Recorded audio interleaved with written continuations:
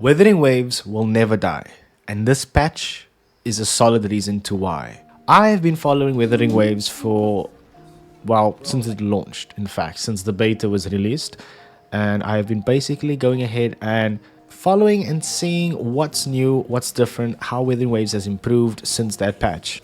But what is the most interesting thing for me is that patch 1.3 actually revealed something new, something that most people actually failed to notice.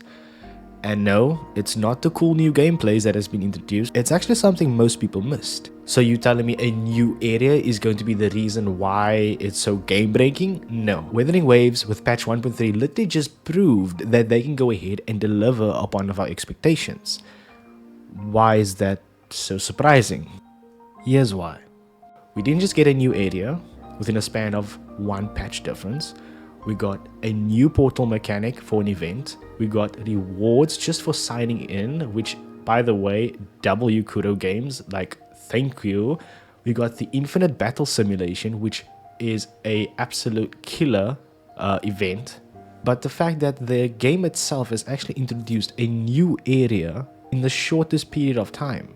Now, whether it's going to be as small as Mount Firmament, which was also recently released, it doesn't really matter. It's fresh content, fresh place within a span of one patch, if I'm not mistaken. Sure, we didn't just get a new 5-star resonator, and for the first time a very new 4-star resonator as well, which I am very grateful for.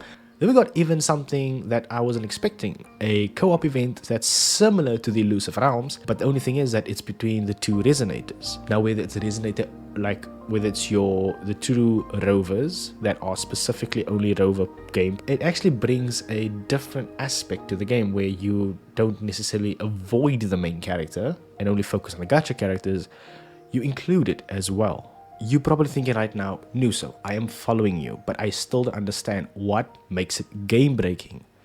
Two things: consistency and creativity. Think about this. They are consistently using what works with previous events and what works with previous designs and previous feedback. And they are sticking with this.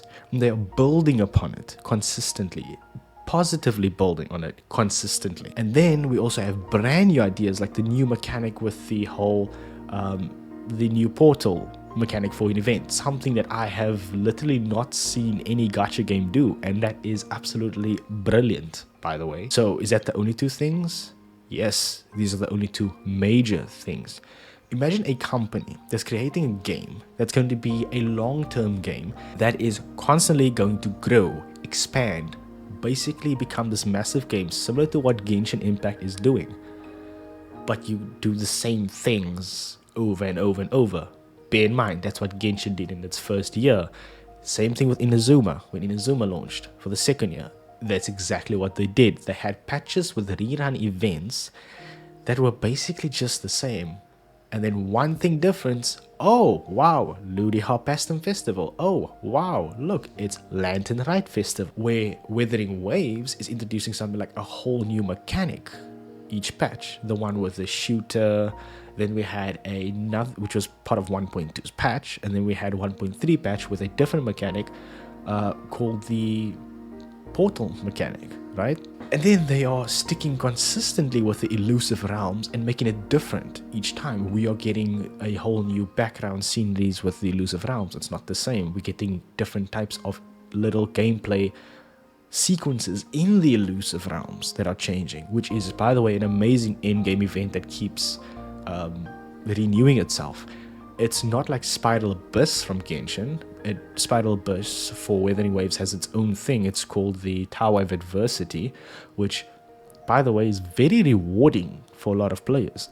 But the growth of this company and the direction that they're heading in, they are basically throwing creative ideas in the air, swinging them out, seeing what works and what doesn't work, and they literally take what works and they build upon it. And that is what makes it so interesting. They're not afraid to step out of the boundary of what they used to do. Think about it. The new boss fighting a dragon that's overpowered, that looks like Shenron from Dragon Ball. That is absolutely a crazy idea that not even Genshin Impact would implement. Not saying Genshin's bosses are bad, but what bosses are absolutely more fun to play against? Wuthering Waves or Genshin's? I'm going to say Wuthering Waves. And this is just one of many fun boss battles. I mean, the Crownless as well is absolutely so much fun to fight against. The ability to try new ideas and to incorporate it into the actual game without any fear of rejection, that is what actually stood out for me in 1.3 trailer. Look at the new location they introduced. Yes, they are sticking towards their more serious, darker theme with a lot more vibrancy, but look what they've added.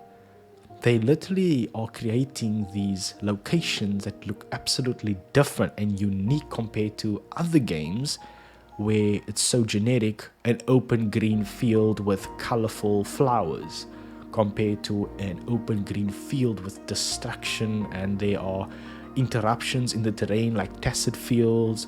You get your, they're not afraid to go ahead and put the players in uncomfortable scenarios and situations to actually see how they react to how wonderful, the terrain looks. I don't know about you guys, but every time I play the Elusive Realms event, there is a specific feeling of this wonderland fantasy, you could say aesthetic, that I get when I play this game's events. The moment I leave the event, oh, I'm actually playing Wuthering Waves again. There's a different feeling towards it. And that's the coolest thing that I think that they have done with this game. They've taken it into a direction where it's not common, it's not the same, it's not like everybody else. But bringing it back all to the point of why the game won't die is simply because the game developers listen. It's very interesting how they've been listening since the beginning, and they have the ability to quickly respond to players. Seeing 1.3 actually got me excited for what's to come for Wuthering Waves, because if they can just deliver this just by themselves, imagine what the future fundings will hold. With the amount they're getting now, with the staff they have now, as they expand, imagine what they can do.